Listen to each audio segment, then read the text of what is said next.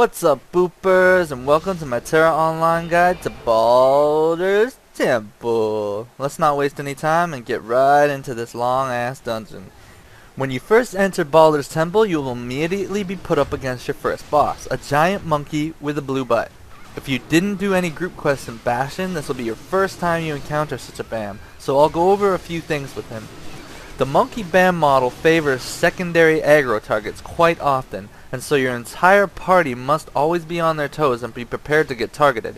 He has multiple ways of attacking his secondary threat, but the easiest way to deal with it is surprisingly enough to stay relatively close to the BAM at all times, but not too close, around the 7-yard range.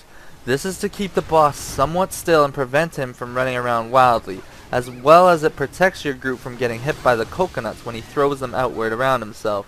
This boss also has a unique enrage method that makes him release a large fire AoE after pounding his chest for a few seconds.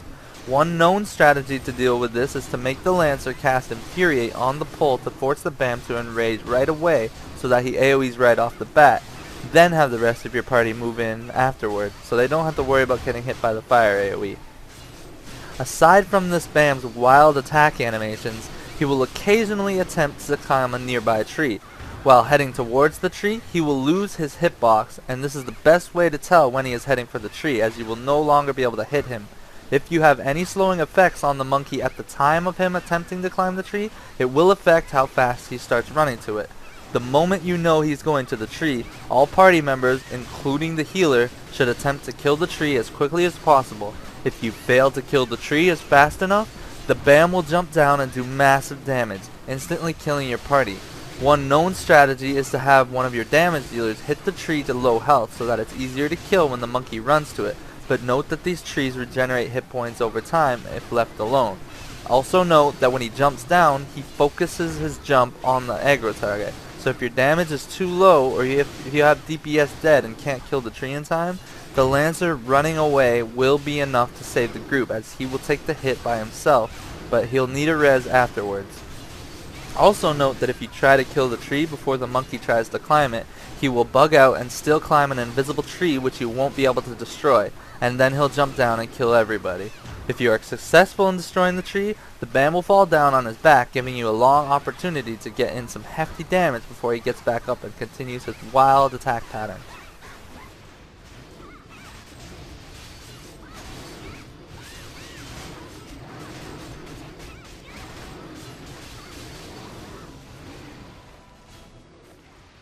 Once the boss is dead, the front gates will open and you can head inside the temple, at which point you'll be met with a labyrinth. There are multiple paths through the labyrinth, some spring traps and some don't. There are 2 possible ways out of the labyrinth though, and the path you must take is randomly chosen upon entry. Depending on which path you get will dictate which boss you fight next, but I'll go over both of them.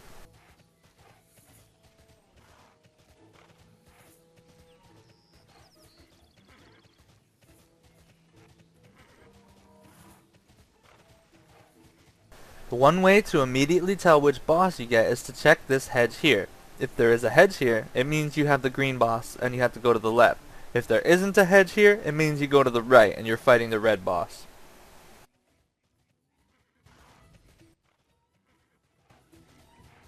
Once you navigate your way through the maze, you can either reset trap-sprung mobs by using ledges and fountains, or just kill them, and you'll enter the boss's room. The trash on this side is relatively easy. Though it hits very hard, they have next to no hit points, so if you have decent AoE and a mystic with Sharan's bolt, you can safely pull the entire room at once.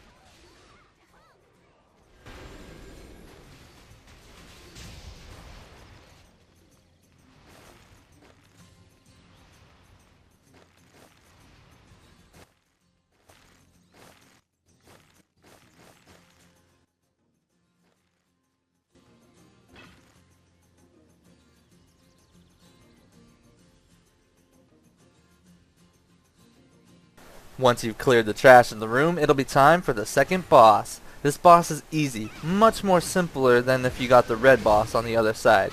He uses some unusual kuma attacks that you may not be familiar with that are not melee friendly, as he likes to roll backwards and forwards a lot. Have your lancer pull the boss so that he is tanked in a snug corner to prevent him from moving around too much.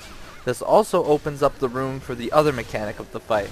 Occasionally, this boss will spawn a row of trees at the far side of the room that will run across the room like a game of Frogger. Your party members must avoid these walking trees by standing in the gaps. But one thing to note is that as long as the lancer stays in the corner of the stairs, the trees will never walk over to him and he will not need to move. This boss is fairly easy as long as he is kept relatively still and your party dodges the walking trees properly.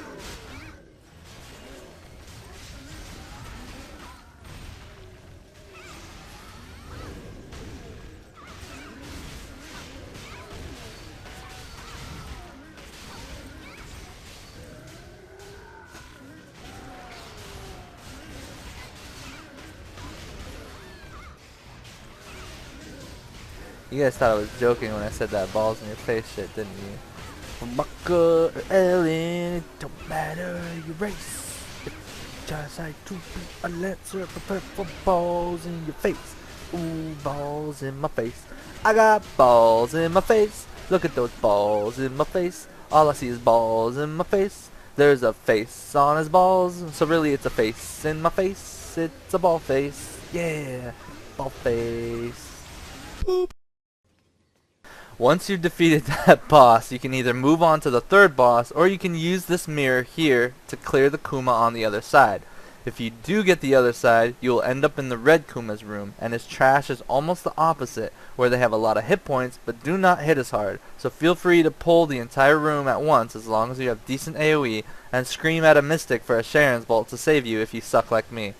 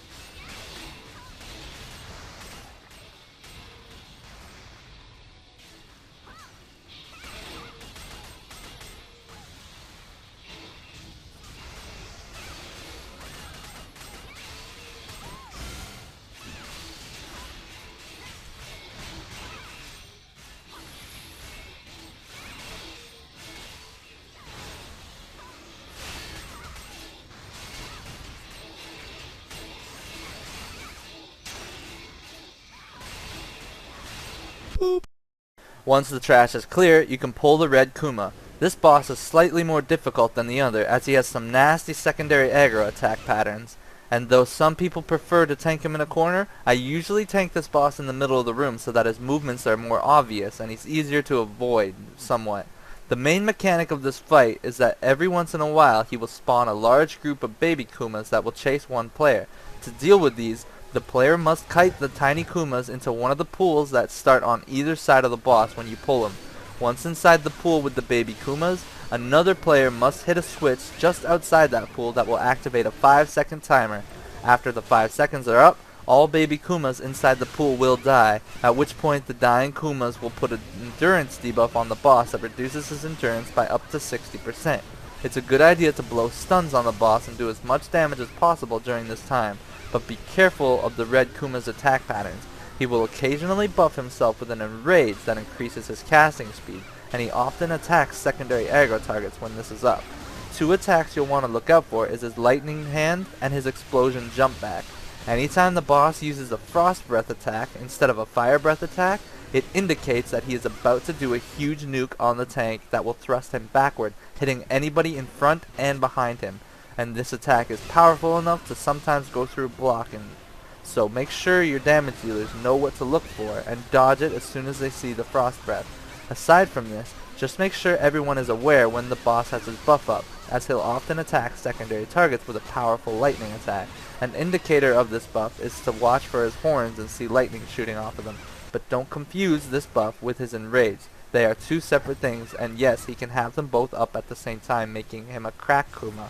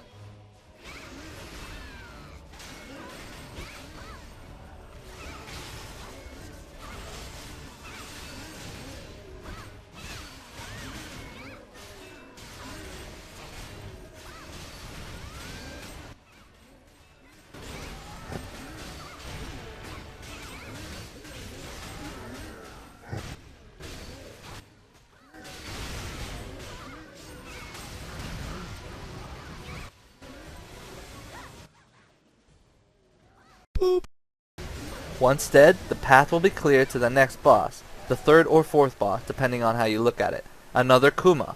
This kuma is fairly simple with his attacks. He uses standard kuma skills and doesn't hit particularly hard. First, make sure all of your party members are inside the room before engaging though, as the gate will close and lock anybody outside out for the rest of the fight.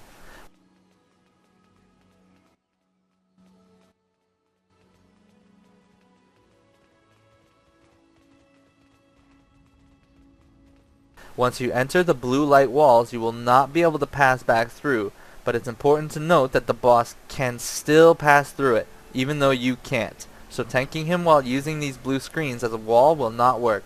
I find that the best method to tank this spam is just outside the middle circle and move him around in a circle as he pushes you back. This is to help combat the main mechanic of this fight. Periodically, this boss will lock on to a random party member, at which point the many statues around the outside of the room will bombard this player with fireballs that they must dodge. The fireballs can hit other party members as well, so everyone must be careful to watch where the locked on player is running and get hit by as few fireballs as possible. None, ideally. Aside from dodging the fireballs though, this fight is very simple and the tank can never get targeted by the lock-on as long as he maintains primary threat on the BAM.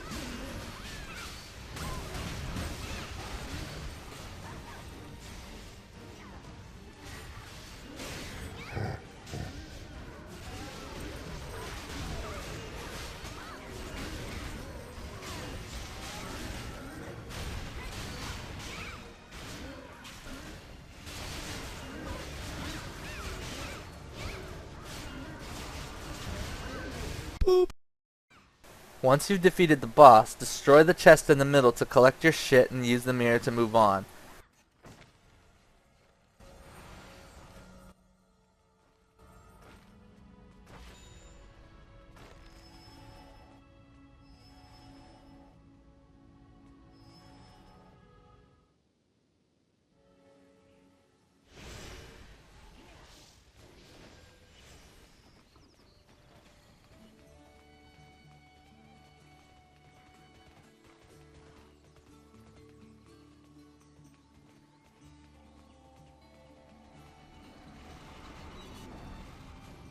You'll now arrive in a minigame room that is fairly simple on normal mode. Wait for all players to enter the room before attacking the jar that you'll see in the center. Once the jar is destroyed, a multitude of jars will spawn all around the room. Your goal here is to find the real jar. This jar will have significantly higher hit points than the others. Once you find it, all party members should look to fuck. All party members just fucking look around, you dumbasses. It's pretty easy. See that one that has a lot of hit points? You just kill it. Everybody get on that shit and then you kill it and then you do it again. I'm not editing this. Screw that. I don't want to say the jar shit again. Repeat this 3 times and then you move on to the last boss. Yeah, last boss. Woo! Boop. The final boss of this dungeon is easily the most complicated boss in all of Tera. He has 3 stages. His first stage lasts until 70%, while he will only do his standard attacks. Among his standard attacks are a targeted laser where he charges up after aiming at somebody. This laser does massive damage, so if he targets you, you must avoid it by sidestepping it or using an escape ability at the right time. On top of his laser, he has another targeted red circle that if it is on you, you have to make sure you keep moving until the circle fades, and then move some more until you're sure you've dodged the projectile. One of his most dangerous attacks, though, are when he begins marching forward and firing lasers everywhere. If you see him doing this, try to stun him quickly or yell at your melee to get the hell away from him. It's dangerous to try and interrupt this skill because if your stun fails, you'll leave yourself vulnerable to get hit by it and take massive damage.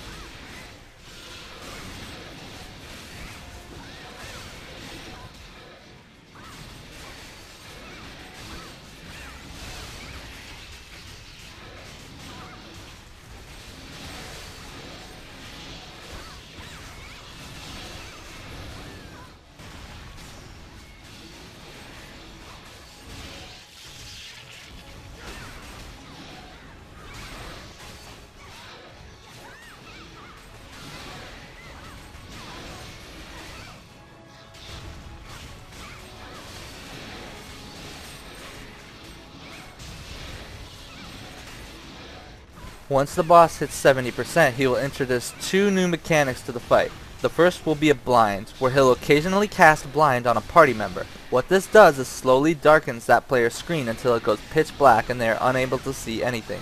To remove blind, a player from your group must go to one of the 2 mirrors on either side of the room and use it, at which point everybody's screen will flash white and the blind will be removed.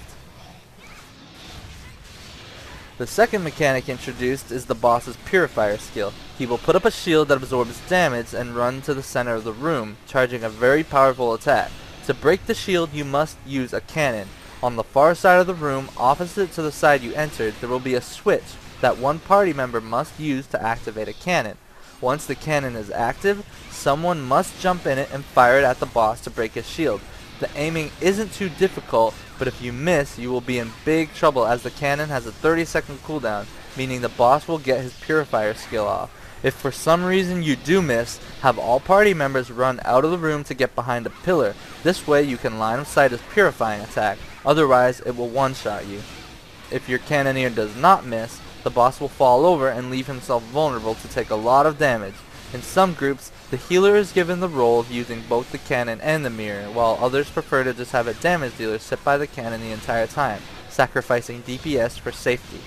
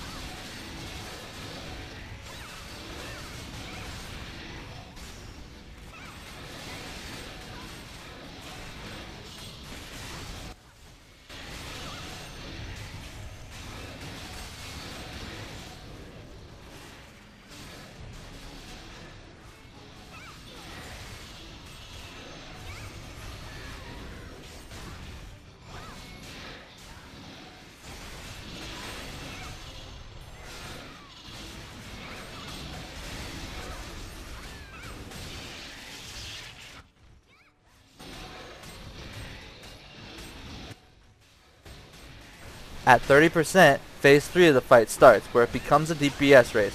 The boss will stop blinding people and stop putting up a shield, and instead begin to darken the room while absorbing power. The goal here is to kill the boss before everyone's screen goes completely black, at which point your party members are all killed instantly. It's recommended that if you are new to this dungeon, at 31% you should stop DPS and make sure your damage dealers have full charms and buffs. Then wait until the boss runs to the middle to shield himself, then use the cannon to knock him over, and then start the DPS burn. Starting the burn with him knocked over makes it easier to get an initial burst of damage on him.